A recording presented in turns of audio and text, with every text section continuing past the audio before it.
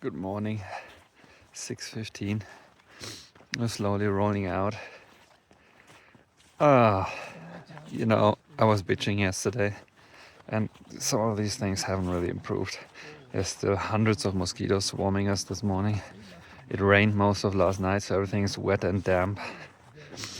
While my tent did withhold like some minor, like light drizzles, Colorado style, with a whole night of rain this morning. Half my quilt was soaked, my pants were soaked, my clothes were soaked, parts of my backpack were wet. So I think it's probably time to replace that with something a little more waterproof, I guess. We got about 10 miles into town today on a pretty well-developed trail, so that should be fairly easy. And Trail Angel Irish is going to pick up at 11, so we should probably be by the trailhead by then, hopefully. And then it's into town, drying everything out, getting clean, eating, all of that kind of stuff. The good thing, if you're already completely soaked, is this kind of doesn't matter. Well, it's town day, so finally I found a barbershop and I'm actually looking like a human being again. What a day to be alive. Well, we're definitely at a time of year now where there's kind of a regularity to evening or afternoon thunderstorms, and they make it harder to cross town with dry feet and being out there in the backcountry. Good morning. It's 10 o'clock today, next day, so we just had a quick in and out into Pinedale, and I'm back on the trail again. Today's plan is to head the Summit Lake Trail up to, well, you guessed it, Summit Lake, which is where it reconnects with the red line and starts to head towards Du Bois in Wyoming. Now, just as quickly as we gathered our tramily, we have also decided to disband it again. There was just too much incompatibility between like the different hiking styles of everybody in the group. Everybody was just doing things very differently, and it was just creating too much friction or just requiring too many compromises from everybody involved. So we're heading out together, but it was kind of decided that we will not be hiking together anymore. So I'm back on my own again. It doesn't mean that I will not team up with somebody else along the trail if it works out, but for now it's just me. And you might have also noticed with like the more recent videos that one of the effects of just being in a group is that just a lot more time is taken up in the day with other things. So I didn't really have a lot of time to film stuff. I didn't really have a lot of time to stop and like take in and film the pretty things along the way. Didn't really have a lot of time for editing and all of that. And I guess that has both a positive and a negative side. The negative is obviously that I can't do it. The positive is that that time is filled with other social interaction. For me, it was definitely not the best experience because I was I was just on the short stick of a lot of the compromises, and for me it was just mostly chasing after people all day, trying to get to places and being stressed on trail, and I really did not enjoy that at all. So it was kind of back a few weeks ago when I was having that issue by myself, before I got really comfortable on trail. And I'm just happy to be out here again and hiking the way that I want to hike the trail, and I'm looking forward to the next stretch in Wyoming. The town stop was really cool though. Not only was Pinedale a town with a lot of amenities, got most of my errands run, resupplied, even went to the barber, got laundry done and everything. But since it was just a quick in and out, and we left at 9 in the morning already. I actually feel like I couldn't like get all my stuff done, especially longer term planning. I mean, I had to arrange for getting a new tent, having that sent to me in Du Bois. I was also looking at Yellowstone and the permitting thing, the resupply situation at Yellowstone. What I couldn't do, however, is kind of figure out what I was doing after Yellowstone. So I probably have to do that in Du Bois. So overall, there was a little bit short on time in town, but it was still a pretty cool town. People were very friendly, especially, I mean, huge shout out to the trail angels out there, especially Irish. I mean, you know what you're doing for the trail community, and it is very much appreciated. Thank you so much. It's about 15 miles to Summit Lake from the trailhead, where it reconnects to the red line. And the profile of this stretch is we're first dropping down to a lake in a valley, and then there's one big climb up on the other side, and then it's mostly like a horizontal on top of the ridgeline towards Summit Lake.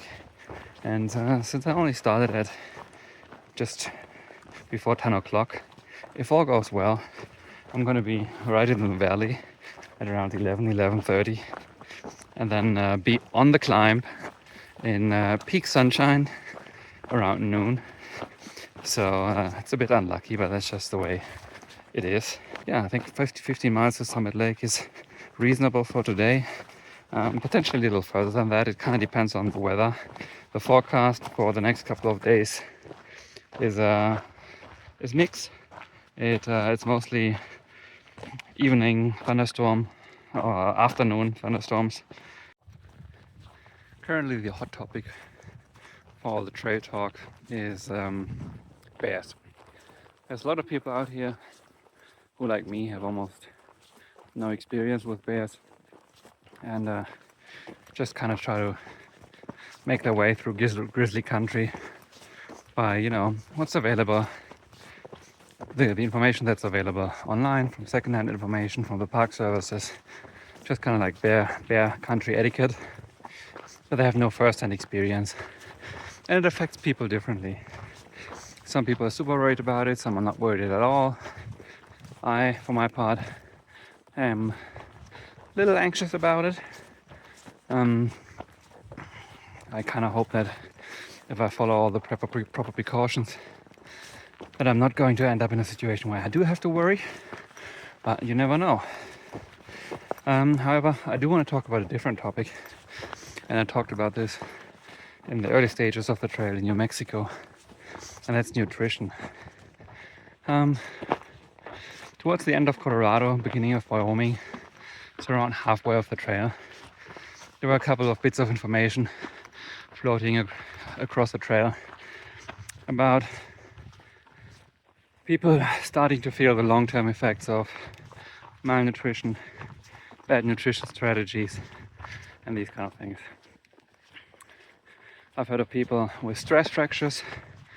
I've heard of people with signs of malnutrition, doctor visits, somebody getting off trail because he was having extreme daily fatigue and was apparently also starting to get underweight. So we're now at the point where, like, the small deficits, the small errors in nutrition along the way kind of have compounded to the point that it affects people seriously depending on how they started off. I mean, there were people starting off here who didn't have a pound to lose, and so for those people it's obviously a lot more important to have a good nutrition strategy than for people who are somewhat overweight. Now, over time I've spoken to a lot of hikers, and you also notice like the amount of different approaches to nutrition.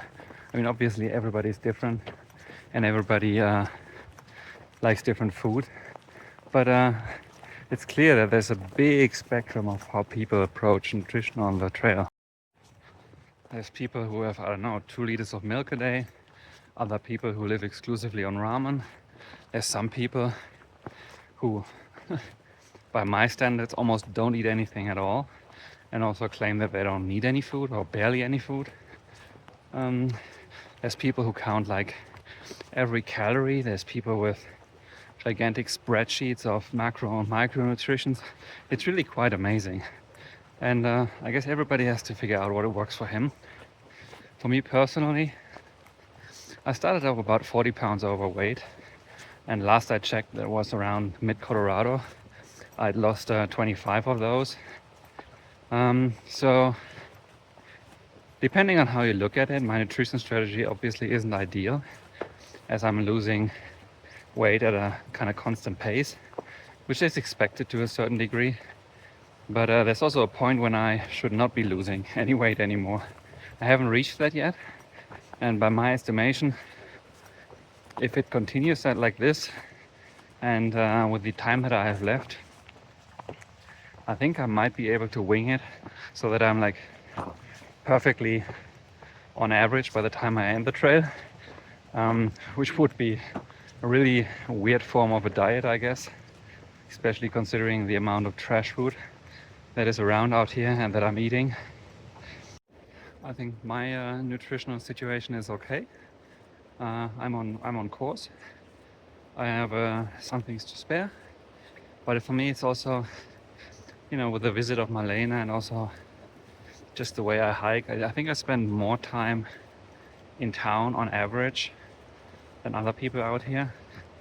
I think I'm also doing slightly smaller days than most people out here, so the scale might be a little easier for me to tip. And it's just important to keep in mind that nutrition is extremely important out here, and it does take people off trail. You don't really notice this from the get-go, but like I said, now halfway through, there's a number of people that had to get off due to nutritional issues, and if you can prevent that, please do. Well, just like expected, it's 11:30, the sun is out full force, and I'm just starting the climb. Hooray! These birds absolutely freak me out. They always sit on the side of the trail, and then once you pass them, they like flutter away and completely scare the bejesus out of you. Not fun! Place is Crow's Nest Lookout. A very fitting name. And the best thing about Town Day +1 is you can carry out some fancy food. So I got myself a breakfast burrito, potato, eggs, bacon and cheese. It's gonna be my lunch now. See, and these are the kind of things that I don't quite get. It was an absolute perfect lunch spot. There was a gorgeous view. There was a slight breeze. There was shadow. There was no mosquitoes. There was even cell phone reception. There were fantastic places to sit. Nobody stopped there. It just all kept going. And I don't know. That's just not me. Anyway, we're just topped out on the climb. It was pretty tough. It was about 1,800 feet or so, and pretty steep as well, about 35 to 40 degrees most parts. And but it was fun. It was a very diverse climb, and sometimes climbs are like super annoying, and this one was south facing. It was in the mid, like noon sun. It was pretty grueling, but it was also fun in the way that it kind of felt like an obstacle course. So you're just cruising through, and there's a little bit of erosion here, a little bit of a blow down there, a little bit of a balance act here, and it just keeps going like that. It's not just like mindlessly, stupidly vertically up. So that was fun. I'm about a mile from where I intend to camp, but currently heading down a valley which is pretty narrow and steep, but it's also extremely dark. So I think we probably have about half an hour left before all hell breaks loose, and that's gonna come down hard. So I'm gonna try to get there and get some dinner going before the floodgates open.